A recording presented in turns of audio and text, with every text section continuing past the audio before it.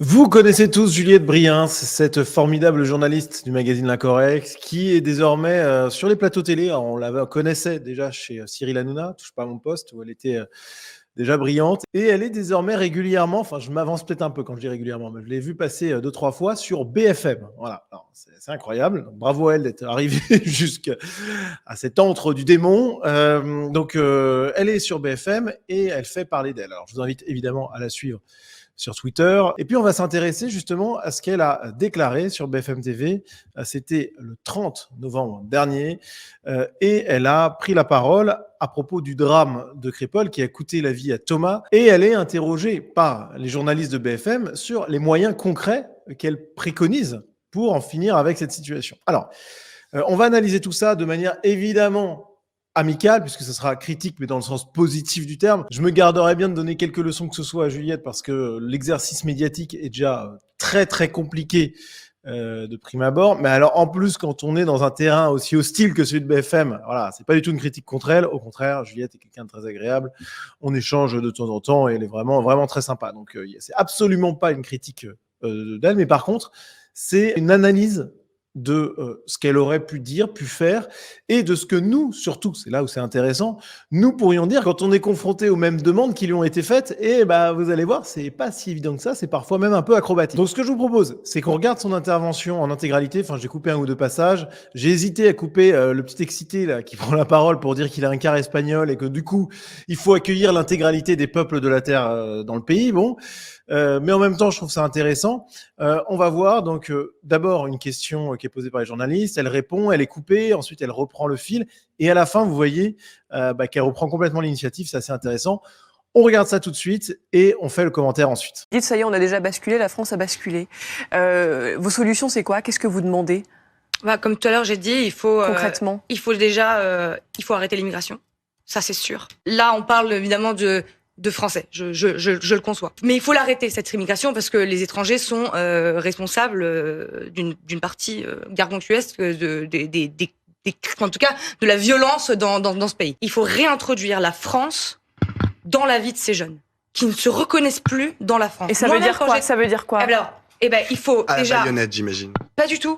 Pas forcément à la baïonnette. Oui. En fait, ces jeunes ne se reconnaissent pas dans la France. Vous voyez, moi, quand j'étais au collège, déjà à l'époque, j'étais dans un collège où il y avait énormément de gens issus de l'immigration. Et à l'époque, je me rappelle, mais comme si c'était hier, ils me disaient toujours, moi, je suis algérien. Moi, je suis marocain. Moi, je suis tunisien. Quelle richesse dans ce collège. C'est trop bien. Vous comprenez ou pas ce que je vous dis? Ils se sentent pas français. Je trouve ça vachement Vous comprenez bien. ou pas? Oui, alors. D'accord. Ça vous pose un problème? Bon, voilà, non, mais vous avez, dit. Je m'arrête là-dessus. mais vous avez un problème, en fait, avec les gens qui ne se sentent pas français? Oui, vous savez qu'on est minoritaire dans le monde? Vous savez qu'on est minoritaire dans le monde? Non, mais Non, mais en fait, mais c'est insupportable! Moi, je suis désolé, mais, moi, je suis désolé, mais je suis un quart espagnol. C'est pas pour ça. Si demain je vous dis oui, bah, je me sens espagnol, vous allez dire quoi? Oh, mais c'est scandaleux, ils se sentent pas français, celui-là. C'est dommage pour vous, en tout cas. Mais pourquoi c'est dommage pour moi? Si vous ne sentez pas français alors que vous êtes français, il y a un problème. Non, mais simplement, je reviens à ce que vous dites. Vous dites qu'il faut, attendez, vous dites qu'il faut, on va les reconnecter. Vous dites qu'il faut réintroduire de la France dans la tête de ces jeunes. Comment vous faites? Il faut de l'autorité. Alors, il faut de l'autorité aussi par le Front national et par l'assimilation, la réassimilation, c'est-à-dire, oui, on est en France, il y a un contexte de culture judéo-chrétienne, voilà comment ça se passe en France. En France, il n'y a pas de djellaba, il n'y a pas le voile n'est pas la norme, etc. Oui, les maires ont le droit de mettre une crèche dans leur ville, etc. Et ne pas céder, ne plus céder à l'entrisme communautaire. Le raccourci, il est quand même... Ne plus céder à l'entrisme communautaire et à l'entrisme islamique, etc. Et remettre la France à la mode. Ça vous fait beaucoup rire ce que je dis, c'est impressionnant. Je pense que les Français rigolent pas. Voilà. J'en suis persuadée. Non, c'est quand même une... Ça vous fait rire quand je parle de communautarisme, de gens qui ne sont pas français. Voilà donc pour la vidéo. Donc déjà, on peut noter avant toute chose que Juliette Briens a été magistrale sur la fin, puisqu'elle a été, on va le voir, moi je trouve, un petit peu sur la défensive. C'est normal, pendant tout le temps où elle était sous le feu des questions un petit peu. Mais alors par contre, sur les derniers instants, elle reprend totalement l'ascendant, elle est impeccable, et du coup, ce qui se passe, c'est que les autres sont obligés de se calmer, en fait. Donc ça, très très intéressant. Bref, on va donc revenir sur plusieurs éléments de cette vidéo. Il y aurait beaucoup à dire sur le petit excité, là, le petit quart d'espagnol. Bon, on va le laisser de côté, celui-là, pour cette fois. Il mériterait pourtant un petit quelque chose, mais bon, bref. On va laisser de côté. Et je vais vous dire pourquoi je l'ai trouvée parfois un peu moins efficace que d'autres et où elle aurait pu, je ne jette pas la pierre, attention, je le redis, direct plus terrain hostile, mais où elle aurait pu être peut-être plus offensive. Alors on commence avec la première réponse qu'elle donne à la question de la journaliste, qui lui demande une réponse concrète au drame de Crépol et à la mort de Thomas. Et donc, Juliette Brien, c'est bien, elle décide de parler immédiatement de stopper l'immigration, ce en quoi je suis évidemment totalement d'accord, mais on se retrouve face à un hiatus, et elle-même, elle le note d'ailleurs, le problème, c'est que le tueur présumé de Thomas est français. Et donc, il y a une distinction français-étranger, mais en réalité français d'origine immigrée et étranger, qui est tout de suite problématique. Bon, en réalité, alors je dis pas que Juliette Brien aurait pu le dire, attention, mais dans la délinquance, dans la criminalité, il y a une surreprésentation énorme, gigantesque des Français d'origine extra-européenne, des Français immigrés, et bien sûr aussi des étrangers. Bon. Et cette surreprésentation, elle est tellement énorme que ça devient un fait sociologique. Alors là, les gauchistes qui aiment tellement la sociologie, tout d'un coup, ils parlent pas de ça. Voilà. Par contre, le racisme systémique, ça, on peut en parler. Le patriarcat, ça, on peut en parler. Mais alors, la surreprésentation écrasante des extra-européens dans les crimes et délits, ça, bon, interdit. Ok. Mais en tout cas, ce que ça nous dit là et ce qu'on voit dans la réponse de Juliette, c'est qu'en fait, il y a bien une distinction français autochtone, français d'origine immigrée à faire. Parce que quand on ne la fait pas et qu'on parle d'immigration, d'arrêter l'immigration, bah, ça fait tout de suite bizarre aux yeux des journalistes, là, en l'occurrence. Et l'argument perd quand même énormément de force. Le premier argument qu'on donne, finalement, il peut être contré, en fait, il est bon, mais il peut être contré de manière formelle assez facilement. Alors, ne pas oublier que la distinction français autochtone, français d'origine immigrée, elle est faite par les immigrés eux-mêmes. Alors déjà, qui s'identifient en tant que tels, on l'a vu dans ce qu'elle dit, effectivement, et ils se disent algériens, marocains, congolais, etc. Bon, bref, vous voyez un peu le délire. Mais aussi et surtout, énormément de Français d'origine immigrée ont une double nationalité. Et je pense que cet élément-là, il aurait largement pu être mis en valeur par Juliette Brien, et par vous tous qui m'écoutez, qui pouvez le ressortir, puisque ça permet de mettre en application une mesure concrète tant demandée par les journalistes de BFM, qui est tout simplement la déchéance de nationalité et l'expulsion dans le pays dont le binational possède la nationalité. Parce que je suis désolé, mais celui qui a tué Thomas, bon déjà, tuer quelqu'un, on est déjà dans l'abject, et déjà, à mon avis, ça suffirait pour légitimer tout ça, mais en plus, c'était au nom d'une idéologie anti-blanche. Ces racailles-là, elles étaient venues pour tuer des blancs. Il y a de très nombreux témoins qui l'ont entendu. Donc c'est clair et net que là, il y a quelque chose qui dépasse le simple, je mets beaucoup de guillemets, acte de délinquance ou le acte criminel. Il y a quelque chose de plus.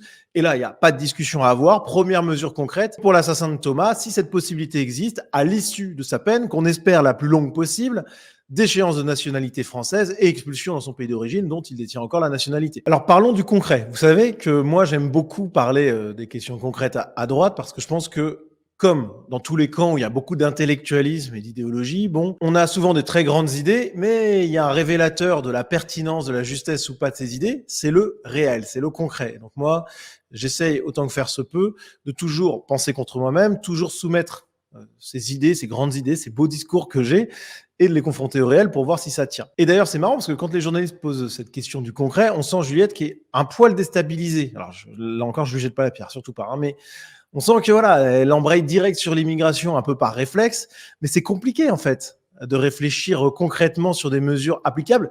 Et attention, le tout sans franchir la ligne rouge qui fait que vous n'êtes plus réinvité ensuite sur les plateaux, voire pire que vous pouvez passer dans un tribunal, ou etc. Donc je dis pas que c'est facile, mais quand on est sur cette question-là, ça devient quand même acrobatique. Et c'est d'ailleurs parce que c'est acrobatique qu'elle part directement sur l'immigration, les étrangers, etc. En fait, elle a un discours réflexe de droite, qui lui vient immédiatement. Je ne jette pas la pierre, mais je sens que c'est ça. C'est mon analyse en tout cas.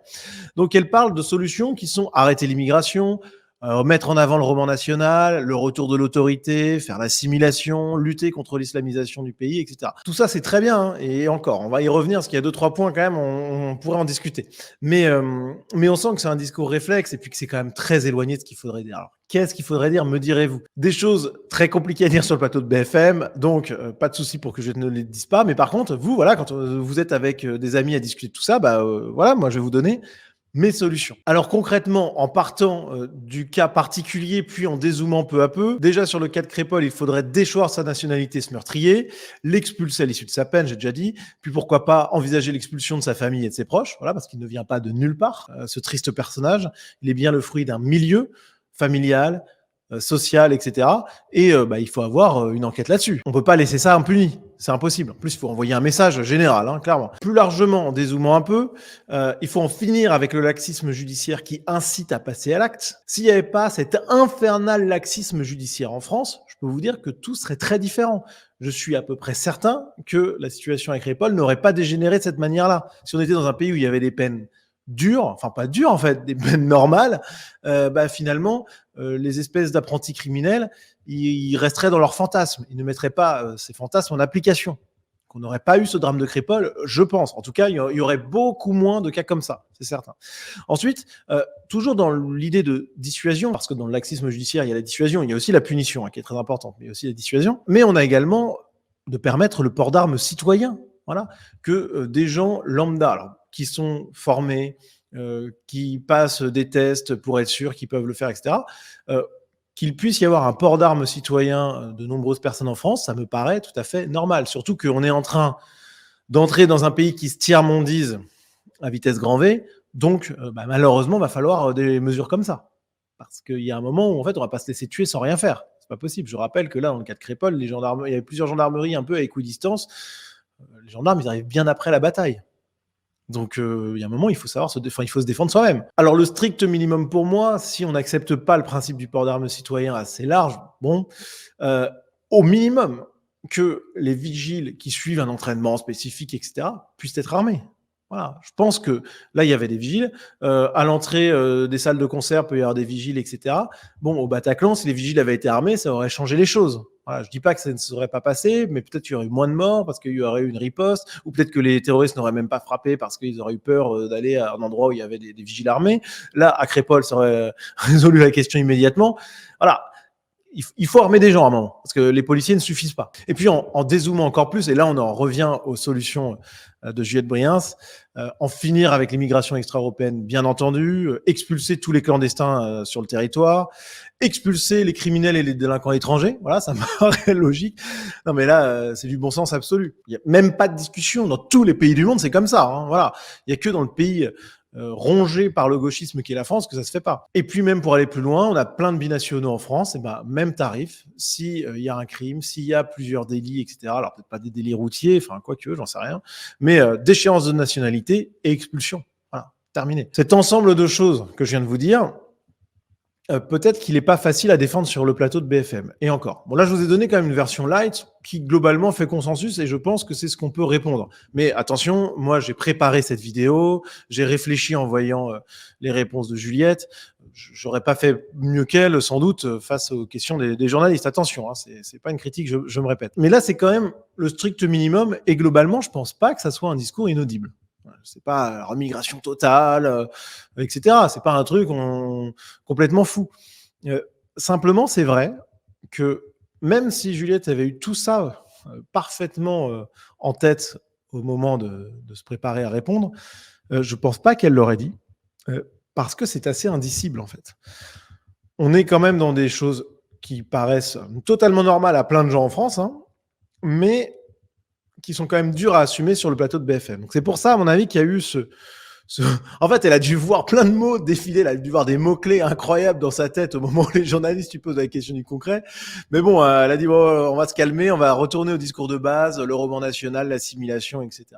Alors, avant d'aller plus loin, je pense que face à cette question du concret, il y avait peut-être une autre option qui était sans doute la meilleure, à mon avis. C'était même pas de rentrer là-dedans, mais pourquoi pas rentrer là-dedans, parce que je trouve que, voilà, les propositions que j'ai pu faire, et je suis sûr que vous aurez plein d'autres idées à proposer en commentaire, mais bon, ces idées, je pense qu'elles méritaient d'être dites et entendues. Mais il y a peut-être une solution très maligne qui est de renverser la charge de la question du concret. Les journalistes vous disent, oui, mais concrètement, comment on fait pour éviter un nouveau drame, etc.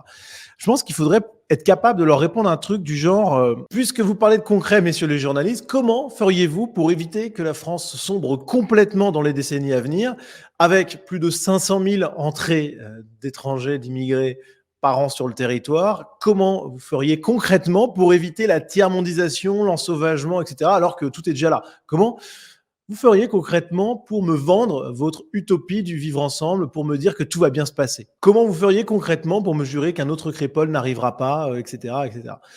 Je pense que en inversant le truc, ça permet de calmer tout le monde. Parce que là, justement, quand on arrive dans le concret, qu'on soit de droite, de gauche, etc., nos belles idées sont tout de suite mises en accusation et on est obligé de ramer un petit peu. Donc ça aurait pu être une réponse un peu impertinente, marrante. Voilà. Ça n'aurait pas empêché de dérouler derrière. Hein. Mais pour bien faire comprendre aux journalistes et à ceux qui regardaient le débat que le gauchisme, qui est cette idéologie du vivre ensemble, de l'immigration, etc., que c'est une folie pure. Et que pour le coup, c'est quelque chose qui n'a rien de concret. Alors l'une des propositions concrètes mises en avant par Juliette dans son argumentaire, c'est l'assimilation. Alors là, je pense que, là encore, je jette pas la pierre. Déjà, elle n'est pas obligée d'avoir les mêmes idées que moi. Et puis, c'est un peu un discours réflexe qu'on comprend sur BFM, Terrain hostile, un peu prise au dépourvu. Bon, ok. Mais bon, l'assimilation, c'est fini, les amis. Hein. C'était bien il y a 40 ans, 30 ans peut-être encore. Allez, peut-être même, je vais être généreux. Il y a 20 ans, on pouvait envisager l'assimilation. Pourquoi pas? Et déjà, c'était déjà très compliqué. Hein. Mais là, depuis, c'est impossible, en fait. Il y a une question de nombre. La barre limite, le seuil est franchi, en fait. L'assimilation, c'est fini. L'assimilation de quelques milliers, quelques dizaines, voire même, soyons généreux, quelques centaines de milliers d'extra-européens en France. Pourquoi pas? Bon, après, l'assimilation de quelques centaines de milliers d'extra-européens, déjà, ça requiert une bonne poigne. Hein, mais bon, pourquoi pas? Mais là, on n'en est plus là. On en est à des millions, en fait. Puis des millions qui sont bercés par le ressentiment ethno-culturel contre nous, particulièrement la France. Alors déjà, contre les Européens, ils n'aiment pas ça. La civilisation occidentale, pour eux, c'est le racisme, le colon, le nanan, voilà, ils n'aiment pas ça. La supériorité de la civilisation occidentale leur est insupportable. Parce que complexe d'infériorité, et donc ils trouvent toutes les excuses pour dire que cette supériorité de la civilisation occidentale, elle est due au pillage de l'Afrique, etc. Bon, vous connaissez la musique, c'est du pipeau total, mais il y a ce ressentiment-là. Donc, vous additionnez, vous multipliez plutôt des millions d'extra-européens par ce ressentiment ethno-culturel, vous arrivez à une assimilation impossible. Donc ce fantasme de l'assimilation, je pense qu'il va falloir en sortir. Il y a un moment, il faut dire la vérité. L'assimilation n'est plus possible. D'ailleurs, dans la jeunesse française, on voit que les tics de langage sont plutôt ceux des racailles et ce ne sont pas les petits extra-européens avec les papiers français ou non qui parlent un français bien châtié. Non, c'est l'inverse. Donc il y a une assimilation inverse. Enfin, ça, c'est un autre sujet. Mais tout ça pour dire que l'assimilation, c'est du délire. Voilà, ça ne marchera pas, que ce soit via le roman national, que ce soit via le retour de l'autorité. Enfin, voilà, tout ça, c'est juste pas possible. On a passé cette étape-là. C'est fini.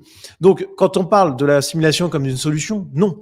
L'expulsion comme solution, oui. Et quand je dis l'expulsion, ce sont les expulsions et le plus nombreuses possible. C'est ça la réalité. Peut-être que d'ailleurs, si à force de faire des expulsions massives, peut-être qu'on arrivera à un stock d'immigrés relativement bas qui permettra peut-être de faire l'assimilation. Je suis très prudent et je me montre très généreux en disant ça, mais voilà, je me dis à la limite, les tenants du concept d'assimilation, je pense qu'il faut réduire drastiquement le nombre de personnes présentes sur le territoire avant d'y penser.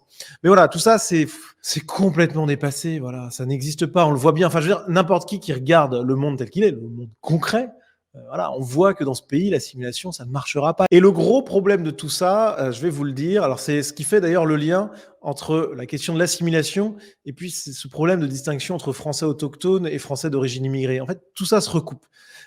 Ce qui est derrière tout ça, et on n'est pas sur BFM, donc je vais pouvoir vous le dire, c'est que c'est l'incapacité de beaucoup à droite à voir l'importance de la question biologique. Voilà. Ici, vous le savez, la question biologique, c'est quand même quelque chose qui me parle. J'ai réalisé de nombreuses vidéos sur cette question. Et il y a un dogme à gauche qui a malheureusement contaminé énormément de personnes à droite, qui est celui de l'égalitarisme. Pour faire très très simple, c'est cette croyance presque religieuse selon laquelle les différences entre les hommes et les femmes, entre les populations, entre les individus, etc., toutes ces différences-là, qu'on voit, des différences sociales, des différences de revenus, des différences de réussite scolaire, etc. Bon, bref, il y a plein de trucs différents. Pour les tenants de l'égalitarisme gauchiste, qui est un obscurantisme, eh bien, ces différences sont uniquement sociales ou acquises. Voilà. Et pas du tout, ne serait-ce qu'en partie, innées, biologiques. Or, on le sait de manière définitive, il y a évidemment des différences biologiques importante en moyenne, hein, entre les hommes et les femmes, bien entendu, entre les individus, mais aussi entre les groupes de population. Et c'est totalement accepté par la science, c'est pour ça que je vous dis que l'égalitarisme est un obscurantisme. Hein. Et donc, pour en revenir à la distinction français autochtone, français immigrés, déjà à droite, il y a toute une partie de cette famille politique qui refuse de voir cette question biologique, et donc pour qui, finalement, le type qui vient d'arriver parle à peine français, mais il a les papiers, bon bah c'est un Français comme vous et moi. Bah non, parce qu'il y a une question, alors une question culturelle, bien sûr, la langue, la culture de manière plus large, etc., mais il y a aussi une question biologique. Voilà, comme le disait le général de Gaulle, bon, il y a un moment où la France est quand même un pays composé majoritairement de Français européens, de Français blancs. Voilà, c'est une évidence absolue. Et sur la question de l'assimilation, c'est la même chose. Finalement, beaucoup de ceux qui brandissent le totem assimilationniste, en réalité, ils ont peur de leur ombre sur la question de la biologie. Ils se refusent à dire qu'il existe des différences moyennes entre les populations qui rendent de manière très large, impossible l'assimilation. Alors oui, il y aura toujours des exceptions, hein, on en connaît tous, mais la règle, c'est que l'assimilation est en réalité très très compliquée, voire impossible. C'est ça, l'espèce de retournement idéologique que la droite doit avoir sur la question de l'assimilation. L'assimilation ne doit plus être la règle, ne doit plus être une mesure proposée comme solution concrète face à la tiers-mondisation du pays, mais au contraire, on doit voir ça comme une exception. Et la règle, c'est l'impossibilité de l'assimilation. Donc, eh bien, celui qui ne peut pas s'assimiler, alors il y a deux choix. Soit on entre dans le communautarisme, et ce qui n'est pas une idée complètement folle par ailleurs, hein, ne serait-ce que pragmatiquement, parce que faire autrement, c'est peut-être compliqué. Donc on rentre dans un monde où il y a des parties du territoire qui sont régies par certaines populations. On peut le voir un peu sur le modèle anglo-saxon, mais poussé encore plus loin. C'est ce que certains appellent la partition, pourquoi pas. Et sinon, bah, c'est l'expulsion. Parce que, bah, en fait, les gens qui sont sur le territoire, même avec des papiers français, mais qui ne sont pas assimilés, bah, il y a un moment, il faut qu'ils s'en aillent. Parce que sinon, ils mettent en péril le maintien de notre civilisation et de la grandeur de la France. Bref, il y a un moment où il va falloir en finir avec cette idée de l'assimilation. C'est pas du tout pragmatique. Voilà, ça peut éventuellement, sur certains cas bien précis, fonctionner, mais sur le reste, c'est pas une réponse concrète, pertinente à la situation. La situation, c'est vraiment l'ensauvagement, la tiers-mondisation. Et malheureusement, à part la partition, la communautarisation ou les expulsions massives, je vois pas trop ce qu'on peut répondre d'autre à un journaliste de BFM. Alors, je vous ai fait une liste, je reviens pas dessus. Je comprends qu'on puisse pas aller aussi loin, évidemment. Donc, pas de souci avec ce qu'a répondu Juliette, aucun problème. Mais nous, voilà, on doit réfléchir à ça, et puis on doit commencer de plus en plus à dire les choses. Voilà. Donc moi, je l'ai dit régulièrement, mais il faut que de plus en plus de gens à droite se saisissent de ces questions-là et arrêtent d'avoir peur de la question biologique. Il y a un moment, voilà, on est capable de dire que oui, en France, il faut qu'il y ait majoritairement des Français autochtones et donc des Européens et donc des Blancs. Voilà, je veux dire, il y a un moment, c'est évident, mais tout comme le Mali, il faut qu'il y ait majoritairement des autochtones, des Africains. Voilà, c'est logique. Et la Chine, des Asiatiques. Enfin, c'est une évidence absolue, mais là, on est obligé de prendre des pincettes parce que, pourquoi ? Parce qu'en face, on a des gauchistes qui sont complètement tarés. Mais c'est juste la logique. Et pour finir cette vidéo, j'ai souvent répété qu'il y avait quand même des choses qui étaient indicibles. Bon. Alors, j'ai déjà nuancé, là, je renuancerai quand même. Et je pense que c'est un peu la touche d'espoir finale à cette vidéo. C'est qu'en réalité, beaucoup des choses que j'ai dites dans cette vidéo sont parfaitement dicibles. En prenant un peu de précaution oratoire, en ne disant peut-être pas n'importe quoi, en employant certains mots plutôt que d'autres. Bon, ok. Mais sur le fond, je suis désolé, mais ce que je dis là peut tout à fait s'entendre sur BFM. Alors, les journalistes vont péter un plomb, le quart d'espagnol, il va s'évanouir, ok. Mais les gens devant leur télé, ils vont pas s'effondrer, hein, ils vont pas hurler. La réalité, c'est que le peuple est déjà largement d'accord avec tout ce que je dis dans cette vidéo. De manière très très large, on est à au moins 55-60% des Français qui partagent complètement ce que je suis en train de dire. Qu'il n'avait peut-être pas conscientisé comme ça, mais c'est au moins ça. Et peut-être même plus, d'ailleurs. Et y compris au sein de la gauche, je montre souvent des sondages où, en fait, la gauche, à moitié, elle est sur une ligne très radicale concernant l'immigration. Bon, passons. Mais ce qui est intéressant, c'est pas tant le peuple au sens large, mais c'est aussi les élites. Et les élites, de plus en plus, elles prennent conscience de tout ce qui est en train de se passer. Voilà. Et ça, je pense que c'est un fait majeur qui existe parce que déjà le réel nous donne raison, bien sûr, mais aussi parce que la gauche est en train de se discréditer de manière complètement folle, à la fois sur les émeutes de Naël, sur la situation en Israël avec leur quasi-glorification du Hamas. Enfin bref, ils se coupent complètement des élites. Les élites également sont bien touchées par les conséquences de l'immigration extra-européenne. Donc du coup, ça donne des choses plutôt intéressantes et les élites qui, finalement, peuvent entendre notre discours beaucoup plus qu'avant. Et je pense que ça, c'est important et ça doit nous donner du courage. Voilà. Ça doit nous permettre de tenir des propos qui paraissaient peut-être indicibles il y a 1 an, 2 ans, peut-être même 6 mois, mais qui aujourd'hui peuvent être entendus. Voilà. Et ça, je pense que c'est très important à avoir en tête et c'est le petit message d'espoir que je voulais vous donner. Il faut insister parce que de toute manière, si on n'aborde pas ces questions de fond, par exemple la question biologique, la question des expulsions, la question des Français autochtones, etc., concrètement, on n'arrivera pas à grand-chose. Parce que le nœud du problème, c'est ça quand même. Donc il faut insister, on a absolument pas le choix. Je tire quand même mon chapeau à Juliette, qui sur la fin notamment a été...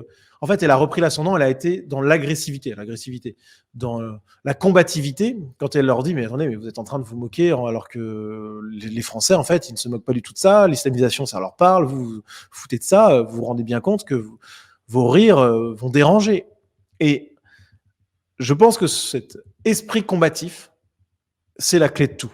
Voilà. Là, Juliette, avec son bon sens et avec cette mise en accusation des accusateurs, en fait, elle a complètement renversé la situation. Et je crois vraiment que c'est le message d'espoir final de cette vidéo, c'est que quand vous déroulez tout ce que j'ai pu vous dire, et c'était sans doute pas parfait, il y a des choses qui étaient peut-être pas bonnes, d'autres qui auraient mérité d'être complétées, mais je vous fais confiance pour trouver plein d'autres arguments en commentaire. Mais quand vous déroulez ce que je vous ai donné comme élément, que même vous attaquez l'assimilation, voilà, parce que vous évitez d'en parler au minimum. Je pense que ça, il faut le faire. Voilà, à la limite, vous n'êtes pas obligé de parler des différences biologiques, pourtant reconnues parfaitement par la science entre les populations. Mais vous pouvez au moins arrêter de parler d'assimilation, déjà, ce serait pas mal. Et je pense que si vous couplez ça avec la mise en accusation des autres, en disant, mais attendez, c'est pas à nous de prouver quoi que ce soit. En fait, c'est votre idéologie qui est au pouvoir, qui a mené au drame de Cripple. Et alors, vous n'étiez peut-être pas à donner le coup de couteau physiquement contre Thomas, mais je peux vous dire que vous avez armé idéologiquement et culturellement et un peu dans ce gauchisme d'atmosphère dans lequel baigne la France, vous êtes quand même en partie responsable de ces drames. Lola, Thomas, tous les autres. Voilà, les centaines, les milliers de vols, d'agressions, etc., qui ont lieu chaque jour en France. C'est entièrement à cause du gauchisme. S'il n'y avait pas ce laxisme fou, s'il n'y avait pas cette idéologie du laisser-faire, s'il n'y avait pas ce mythe du vivre ensemble, cette immigration massive que vous nous imposez, mais on vivrait dans un paradis en fait. Donc, c'est à vous de vous justifier désormais. Vous me demandez du concret, moi je vais vous demander des comptes. Et en couplant tout ça, ce discours articulé, intelligent et offensif, je peux vous dire qu'en face, les gauchistes, ils vont avoir du mal à répondre. Voilà. Et ça, je trouve que c'est excellent. Bref, donc encore bravo à Juliette pour tout ce qu'elle fait sur les médias. Elle fait vraiment du très bon boulot. Allez la suivre sur Twitter. Je vous mets le lien en description de cette vidéo, bien sûr. Et puis, écoutez, je pense que la multiplication de ces passages sur les grandes chaînes, on va dire, c'est un très bon signe. Alors, il n'y a pas qu'elle, évidemment. Il y a plein d'autres personnes qui font le boulot. Mais je trouve ça vraiment très encourageant. Donc, bravo à elle. Et j'espère que cette petite critique amicale et constructive aura permis à beaucoup d'entre vous de réfléchir à des arguments et de gagner votre prochain échange avec un gauchiste. Dieu sait qu'il mérite de se prendre une petite raclée, nos amis gauchistes. Bref, merci à vous d'avoir suivi cette vidéo jusqu'au bout. N'hésitez pas à soutenir mon travail. Vous pouvez le faire via la page Tipeee. Donc, vous avez le lien en description de cette vidéo. Vous avez, via un paiement mensuel de 5 € par mois, accès à la communauté Sunrise. Donc, un canal Telegram très sympa, des vidéos exclusives. Et puis, vous avez aussi la possibilité, pour ceux qui veulent me soutenir autrement, ou en plus, de vous rendre sur sunriseshop.tube. Vous avez le lien en description de cette vidéo également. Vous avez la possibilité d'acheter des œuvres d'art réalisées par des artistes patriotes, dont une partie des bénéfices va évidemment aux artistes, mais aussi au soutien de mon travail. Donc voilà. Merci à vous les amis, et à très vite.